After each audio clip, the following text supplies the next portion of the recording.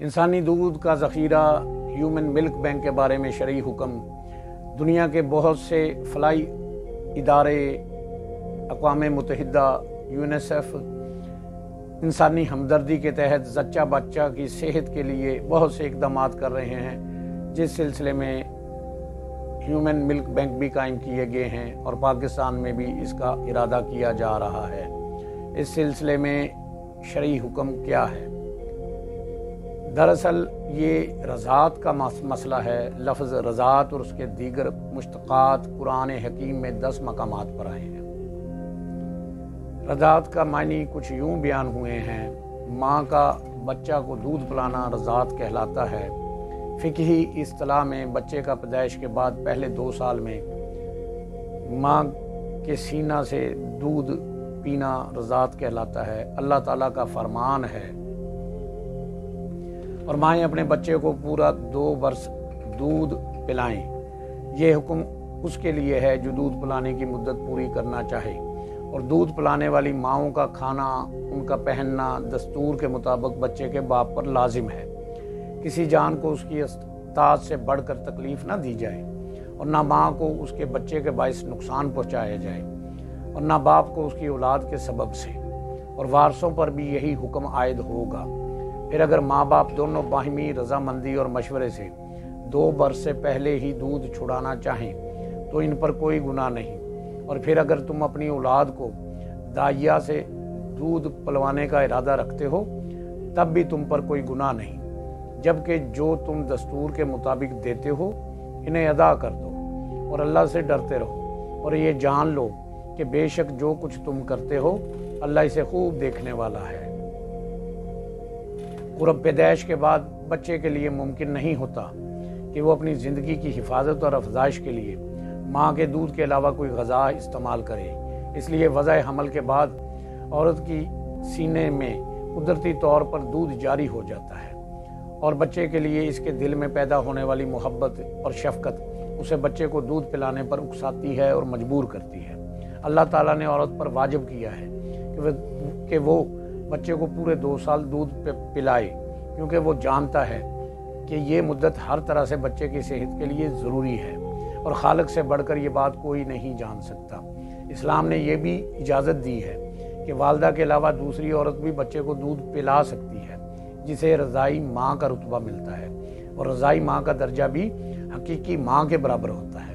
اگر بچہ خدا نخواستہ ماں اور باپ دونوں سے محروم ہو جائے تو اس کو دودھ پلانے کا انتظام کرنا اور اس کے ورثاء کی ذمہ داری ہے۔ گویا شرع متین نے شیر خوار بچوں کو اپنی ماں کے علاوہ دوسری عورت کا دودھ پلانے کی اجازت دی ہے۔ اسلام میں اس کی 20 مثالیں ملتی ہیں۔ نبی پاک صلی اللہ علیہ وآلہ وسلم نے کوئی ایسا امر حکم بھی جاری نہیں فرمایا جس سے یہ عمل منسوخ ہوتا ہو، لہذا اسلامی اصول و ضوابط کے مطابق یہ حکم تو طے ہے کہ بچہ مدت رضاعت میں اپنی ماں کے علاوہ دوسری عورت کا دودھ بھی پی سکتا ہے۔ ماضی قریب تک رضاعت کا جو طریقہ کار رائج تھا، اس کے مطابق بچہ براہ راست ڈائریکٹ اپنی ماں یا کسی دوسری عورت کے سینہ سے دودھ پیتا تھا۔ آپ کے سوال سے دور جدید کی یہ نئی صورت سامنے آئی ہے کہ انسانی دودھ کے ذخیرہ ہیومن ملک بینک بن چکے ہیں، جہاں انسانی دودھ کو ذخیرہ کر کے ضرورت مند بچوں کو دودھ مہیا کیا جا رہا ہے۔ ہماری سمجھ میں انسانی دودھ کو ذخیرہ کرنے اور بچوں کو مہیا کرنے کے حوالے سے چند شرائط کو پیش نظر رکھنا ضروری ہے۔ دودھ کے حصول کے لیے باپردہ اور محفوظ بندوبست کیا جائے، جہاں مردوں کی مداخلت نہ ہو۔ دودھ کی خرید و فروخت نہ کی جائے۔ اس عمل کو خالصتاً انسانی ہمدردی اور انسانی فلاحی بنیاد پر کیا جائے۔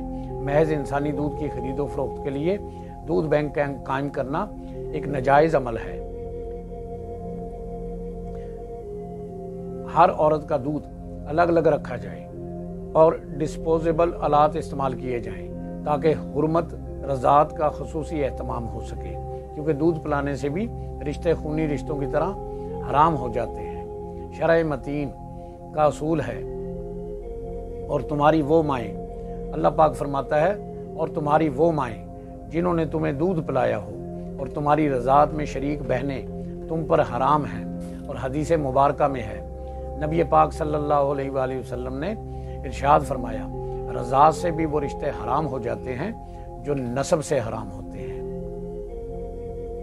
بچہ جس عورت کا دودھ پیے گا وہ اس کی رضائی ماں ہے، اس عورت کا خامند بچے کا رضائی باپ ہے، اس کے بیٹے رضائی بھائی، اس کی بیٹیاں رضائی بہنیں، اور اسی طرح دیگر رشتہ دار بھی نسبی رشتوں کی طرح حرام ہو جائیں گے۔ اس عمل میں حرمت رضاعت کا خیال رکھنا ادارے کے لیے انتہائی ضروری ہے تاکہ رشتوں کا تقدس پامال نہ ہونے پائے اور حلال و حرام کی تمیز قائم رہے۔ کوشش کی جائے کہ ایک بچے کو ایک ہی عورت کا دودھ پلایا جائے تاکہ کم سے کم رضائی رشتے ثابت ہوں۔ بامر مجبوری اگر دوسری عورت کا بھی دودھ پلایا جائے تو اس بچے کے ریکارڈ میں درج کیا جائے، خواہ ایک بار ہی کیوں نہ ہو پلایا ہو۔ بچے اور اس کے خاندان کا مکمل ریکارڈ اس خاتون کو مہیا کیا جائے جس کا دودھ بچے کو پلایا جا رہا ہے۔ اس طرح خاتون اور اس کے خاندان کا مکمل ریکارڈ اس بچے کو مہیا کیا جائے جس نے مذکورہ خاتون کا دودھ پیا تھا۔ ہمارے نزدیک مذکورہ بالا شرائط کا خصوصی خیال رکھتے ہوئے بحالت مجبوری انسانی دودھ کا ذخیرہ کر کے ضرورت مند بچوں کو پلانا جائز ہے۔ باقی اللہ اور اس کا رسول بہتر جانتا ہے۔ اللہ سے دعا ہے اللہ ہمیں دین سمجھنے کی، اس پر عمل کرنے کی توفیق عطا فرمائے۔ آمین۔